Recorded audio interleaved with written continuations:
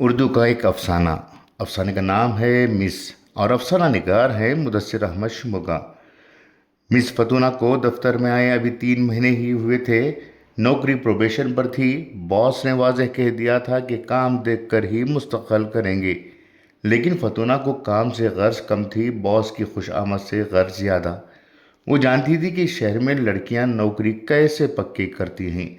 سویرے دفتر آتے ہی وہ اپنا پرس کھولتی، آئینے میں خود کو دیکھتی، لپسٹک ٹھیک کرتی اور بلاؤز کا بٹن ایک اور کھول دیتی، پھر مسکراتی ہوئی باس کے کمرے میں گھس جاتی۔ سر، فائل تیار ہے، اور فائل دیکھتے ہوئے جھک جاتی تاکہ خوشبو باس کے ناک میں چلی جائے۔ دن بھر وہ گھومتی پھرتی، چائے والے لڑکے سے لے کر اکاؤنٹنٹ تک سب کو لبھانے کی کوشش کرتی۔ کوئی پوچھتا، فتونہ میڈم آج تو بہت خوبصورت لگ رہی ہو، تو وہ ہنستی اور کہتی، بس تم لوگوں کے لیے تو سستی ہوں، لیکن اندر سے وہ سب کو گن رہی تھی۔ کون کتنا بیوقوف ہے، کون باس سے جلتا ہے۔ شام کو گھر جاتے ہی فون نکالتی اور باس کو میسج کرتی، سر آج رفیق نے آپ کے خلاف بات کی تھی، کہہ رہا تھا کہ باس صاحب تو بس عورتوں کے پیچھے ہیں۔ دوسرا میسج ایسے کرتی، شہزاد نے دوپہر میں آپ کی کرسی پر بیٹھ کر سگریٹ نوشی کی تھی، میں نے دیکھ لیا۔ پھر ایک میسج، سر کلرک مجید نے میری طرف غلط نظروں سے دیکھا، مجھے ڈر لگتا ہے، آپ ہی بچاؤ۔ باس خوش ہوتا، جواب آتا، ڈرنا مت فتونہ، تم میری آنکھیں ہو۔ اور پھر دیر رات تک ایک میسج، اور کل تھوڑی دیر رک جانا، دفتر میں تنخواہ کی بات کرنی ہے۔ فتونہ مسکراتی، وہ جانتی تھی تنخواہ کیا بڑھنے والی ہے۔ ایک دن دفتر میں افواہ پھیل گئی کہ باس فتونہ کو مستقل کرنے والے ہیں۔ لڑکوں نے دانت پیسے۔ رفیق نے کہا، یہ بے شرم عورت ہے، کام کیا جانتی ہے۔ شہزاد نے تو ہنستے ہوئے کہا، بس جو کام جانتی ہے وہ کر رہی ہے۔ فتونہ کو پتہ چلا تو اس نے فوراً باس کو میسج کیا، سر رفیق اور شہزاد نے مجھے گالی دی، کہہ رہے تھے کہ میں بے شرم ہوں۔ باس نے فوراً دونوں کو بلایا، دونوں کے کاج کھینچے، تنبیہ کی، ایک کو معطل کر دیا۔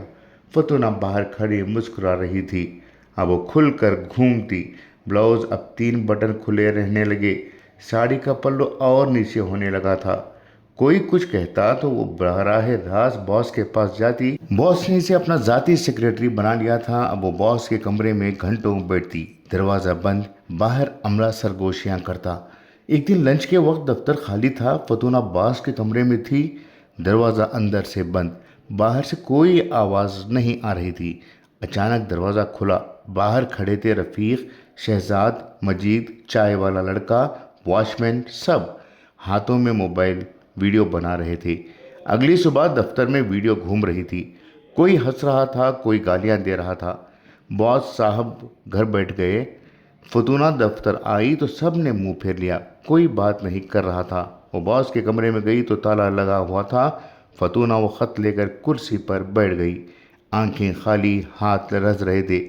پوری زندگی پہلے پہل اس نے توجہ، تعریف اور آسان راستے میں سکون تلاش کیا تھا، مگر آج اسے پہلی بار سمجھ آیا کہ آسان راستہ ہمیشہ انجام سے پہلے ٹوٹ جاتا ہے۔ دفتر کی سیڑھیاں اترتی ہوئی اسے ایسا لگا جیسے ہر قدم اس کے کیے کا بوجھ اٹھا رہا ہو۔ گاڑیوں کا شور، لوگوں کی نظریں، دھوپ کی تپش، سب اس کے اندر گرنے والی خالی پن کو چھو بھی نہیں پا رہی تھی۔